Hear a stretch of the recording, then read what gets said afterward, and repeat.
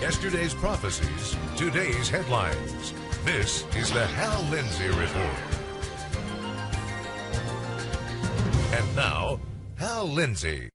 Good evening and welcome to this edition of the Hal Lindsey Report. In Guam last week, residents got a quick course on how to prepare for nuclear war. Guam Homeland Security issued an emergency fact sheet. It offered some safety instructions. Among them were these: do not look at the flash or fireball. It can blind you. Take cover behind anything that might offer protection. Lie flat on the ground and cover your head. If you were outside during or after the blast, get clean as soon as possible to remove radioactive material that may have settled on your body. Why were the residents of Guam told not to look directly at the fireball of a nuclear blast? Because on August 8th, North Korea threatened to nuke Guam. 2 days later, they retracted the threat a little. They said they would not strike Guam directly.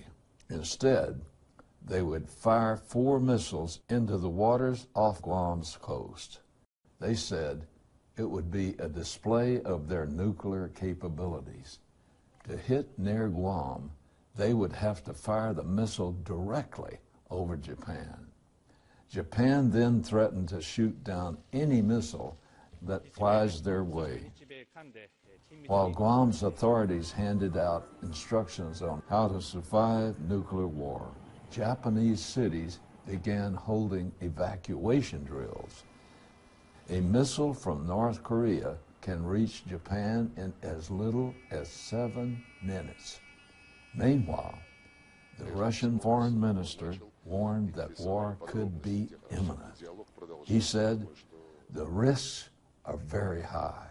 South Korea's new president convened a meeting of the top commanders. He told them to be ready for war at any moment. In the United States, potassium iodide pills have been flying off the drugstore shelves. They are sometimes called nuke pills. They help block radioactive iodine from being absorbed by the thyroid gland. Gas masks and other survival gear have seen a sudden spike in sales. Also, some in the United States have been building fallout shelters like it was 1962. White House National Security aide Sebastian Gorka said this is analogous to the Cuban Missile Crisis. Peggy Noonan was a speechwriter for Ronald Reagan. She wrote a column for Fox News. The headline read, "The North Korean crisis is not your father's Cuban Missile Crisis. It's worse." The Cuban Missile Crisis brought civilization to the brink of World War III. But some experts don't think the situation with North Korea is that bad. Tom Nichols is a professor for U.S. Naval War College. He wrote, "We are nowhere near a Cold War scenario like the Cuban Missile Crisis or an ongoing mutual assured destruction standoff. For one thing, the North Koreans do not have the ability, nor will they ever, to obliterate the United States. Last week, we learned from the Defense Intelligence Agency that North Korea may have as many as 60 nuclear bombs. Even worse, they may have the ability to make these weapons small enough to be carried on their new ICBMs. A single nuclear weapon could easily kill 500,000 people. No, North Korea can't obliterate the United States, but it can harm it severely. The 9/11 attack on America was small in comparison, but it changed history. It led to 2 wars that resulted in another 7,000 U.S. dead. It changed our day-to-day lives, and it led to the rise of ISIS. What would happen to the United States if only a handful of North Korean nukes got past our defenses? millions of lives would be lost. It would destroy the U.S. economy. That would create a worldwide depression worse than any other in history. It could mean an all-out war on the Korean Peninsula with millions more casualties. And if that's not bad enough, it could mean war with China. Jesus said, in the last days, we would hear of wars and rumors of wars. History is chock full of both. Bible scholars used to wonder what would make the end-time wars and rumors of wars unique. The answer now seems obvious. Nuclear weapons. President Trump warned North Korea last week that further threats against the United States will be met with fire and fury like the world has never seen.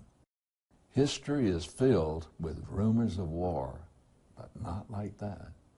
The president's words were rumors of wars on steroids. Other leaders have warned of war like never before, but those other leaders didn't have 7,000 nuclear weapons to back them up. President Trump does. The number of nations with these dread weapons is about to increase dramatically. Last days wars will be horrible on a whole new level. And Jesus knew it 2,000 years ago. We live in a special time and place. We can preach the gospel using communications tools unheard of in previous generations, but we don't know how long we have. Jesus said, we must work the works of him who sent me as long as it is day. Night is coming when no man can work. Ephesians chapter 5, verses 15 through 16 says, see then that you walk circumspectly, not as fools, but as wise, redeeming the time, because the days are evil. Maybe we'll enjoy the freedom for a few more years, but we have no guarantee. So let's redeem the time and work while we can. The news media is obsessed with what just happened and what will happen tomorrow. On this program, I like to step back and look at the big picture. So let's look further down the road. Fortunately, Kim Jong-un blinked first and backed down. But if North Korea continues to develop weapons at the current pace, what will the world be like in 2 years? If they have 60 nuclear weapons now, how many will they have by then? More importantly, how many will they have had time to miniaturize for use on ICBMs? 50? 100? That's enough to overwhelm any known missile defense system. Kim Jong-un could blackmail the entire world. The United Nations Security Council imposed new sanctions on North Korea earlier this month. Those sanctions are crucial. Coal is North Korea's #1 export. In the sanctions, China agreed to an all-out ban on buying North Korean coal. 90% of its trade revenue comes from China. The sanctions limited North Korea's annual export revenue to $3 billion. That's down by more than a third. If China honors the sanctions, North Korea will be forced to the bargaining table within months. But will they? China simply agreeing to sanctions doesn't mean they will abide by them. They have a miserable record in this regard. It's true that Kim Jong-un has allowed more capitalism. It has resulted in a slightly improved North Korean economy. But it's not enough. Their own picture shows the true state of the country. Recently, the regime called their citizens to the streets to protest the United States. If you look closely at the photographs, you see that North Koreans are on starvation diets. They are skin and bones. Even the soldiers look half-starved and frail. Of course, there's one notable and extremely obvious exception. Glorious leader doesn't seem to have missed any meals. It's difficult to think of sanctioning people who are already suffering. But their leadership has left the whole world no other choice. Pray that China will do the right thing, and pray for the people of North Korea, especially the Christians. We have indications of a large underground church there, but it is suffering greatly. Since the early days of nuclear weapons, the United States has always refused to make a no first use pledge. Some nuclear powers have made such a commitment, but the United States and Russia have not done so. Even liberal icons like John Kennedy, Bill Clinton, and Barack Obama refused to make no first use the American policy. Any of them could have, but none did. The reason is simple.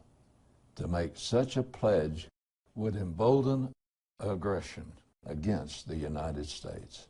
I believe that most of the world knows that the U.S. does not want to strike first in a nuclear war. But our enemies do not know for sure. They can't be certain because we as a nation have refused to say that we will not do it. This leaves an implied threat of a preemptive strike. That threat has long served as a cornerstone of the U.S. defense policy. But Representative David Cicilline of Rhode Island wants to change that. In a letter to Speaker of the House Paul Ryan, the Rhode Island representative wrote, "In the light of the ongoing standoff between the United States and North Korea, as well as President Trump's reckless words, I ask that you immediately call the House of Representatives back into session to debate legislation prohibiting the U.S. from conducting a preemptive nuclear strike without prior congressional authorization." Technically, he does not ask for no first use. He wants to make the president get congressional permission before he uses nuclear weapons. But it amounts to the same thing. Even if Congress took a secret vote, you could not get 535 politicians and their aides to keep such a big secret. These are people who love talking to reporters. That's why the Constitution specifically makes the president commander-in-chief. What's more, the congressman knows he would be taking away the president's option of a first strike. He tweeted, "If President at real Donald Trump won't take nuclear war off the table, Congress must." So the congressman knows he would be crippling the U.S. defense strategy of the last 7 decades. Sadly, this seems to come from personal animus toward President Trump. The D.C. establishment does not trust Trump. The question is, do they trust the Constitution of the United States? Do they trust democracy? Donald Trump became president by a vote of the people. He won according to the rules laid out in the Constitution. A few weeks ago, he tweeted, "The United States government will not accept or allow transgender individuals to serve in any capacity in the U.S. military." Whether or not you agree with this decision, that is the president's decision to make. When Navy Secretary Richard Spencer was asked his opinion on the subject, he indicated that he disagreed with the president's decision, but he also said he would follow the president's orders and march out smartly. The commandant of the Coast Guard had a different response. He said, "The Coast Guard will not break faith with transgender individuals." He's now a hero in the LGBT community because he seemed to be making a vow of insubordination. He apparently had no problem breaking faith with the Constitution. Folks, this goes to the heart of our republic.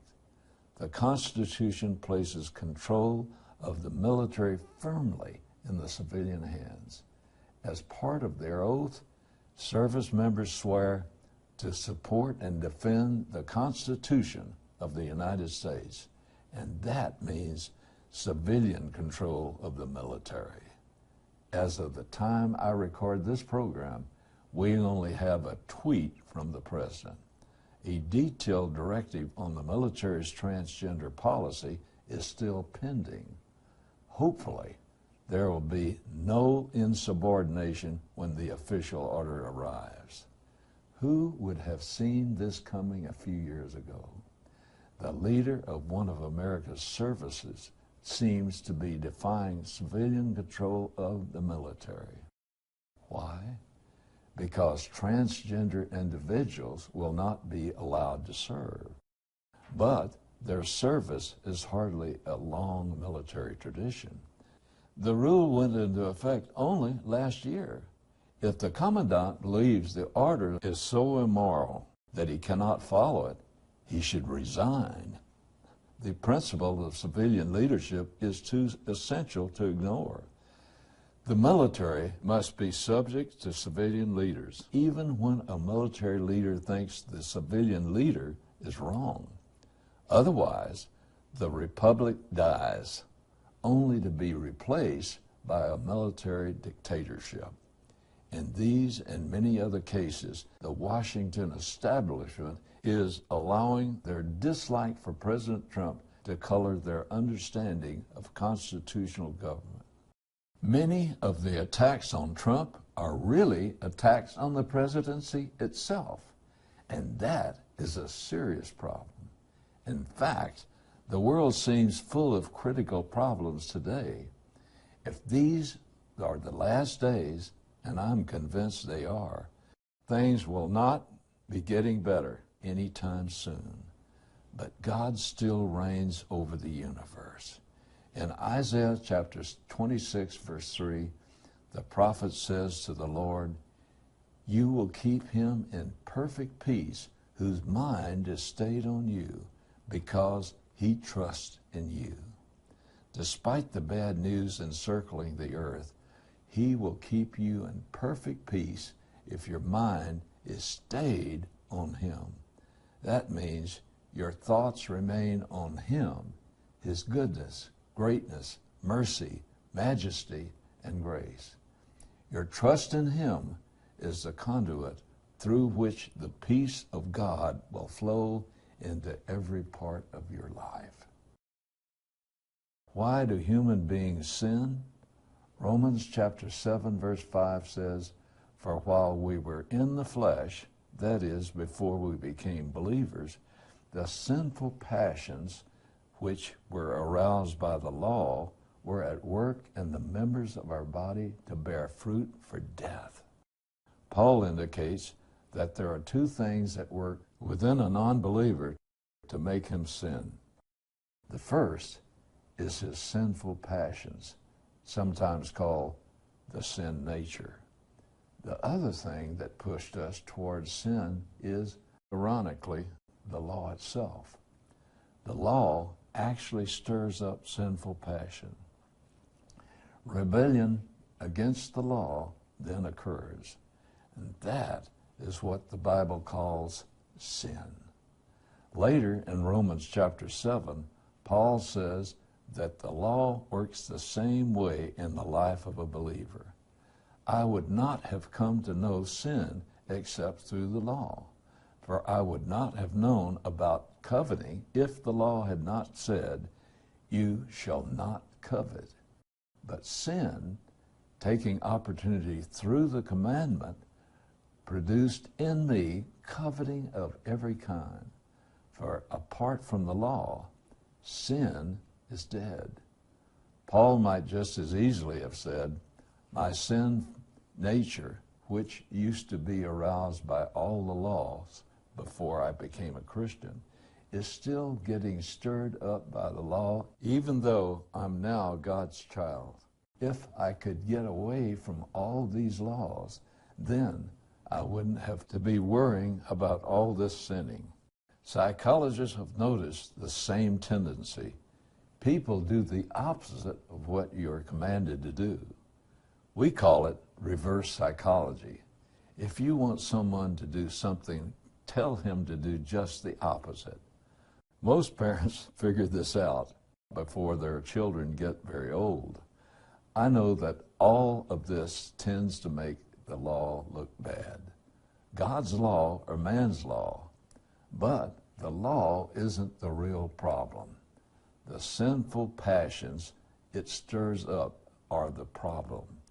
Since it stirs up sinful passions, you might wonder why God would give law. He had lots of reasons. The first was to show man what sin is. Law sets up standards of conduct. It also lays out the consequences of the standards are not met. The Bible sets forth several kinds of law. The first is the law of conscience. When Adam and Eve ate from the tree of the knowledge of good and evil, they developed a conscious knowledge of what they should and should not do.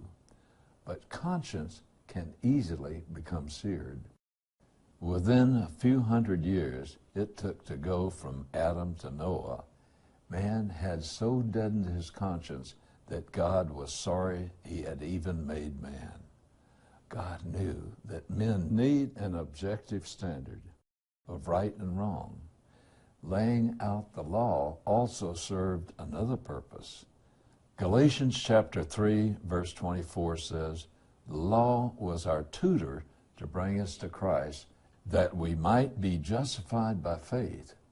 The King James Version calls the law our schoolmaster. Both of those words means teacher. So what does the law teach us? That will bring us to Christ, that we might be justified by faith? It teaches us that we don't measure up to God's standards of right and wrong. We cannot justify ourselves. We need the redemption that Jesus bought for us on the cross. If the rapture happens tomorrow, are you ready? If a car crash takes your life, are you ready to stand before God? There's only one way to be sure of your future. Open your heart to God. Do it now in a way you never have before. Acknowledge that Jesus Christ died on the cross for your sins. Humbly ask Him for forgiveness and eternal life. Accept free gift of pardon that He purchased for you. And believe that He will honor His promises to forgive you and accept you as His child. When you do that sincerely, then you join God's forever family.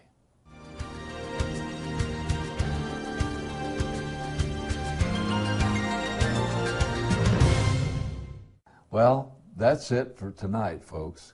God willing, I'll see you next week. You've been watching the Hal Lindsey Report. To support this program, send your tax-deductible gift to Hal Lindsey Media Ministries, P.O. Box 470470, Tulsa, Oklahoma 74147. You can also support this ministry online. Visit hallindsey.com or call 1-888-RAPTURE.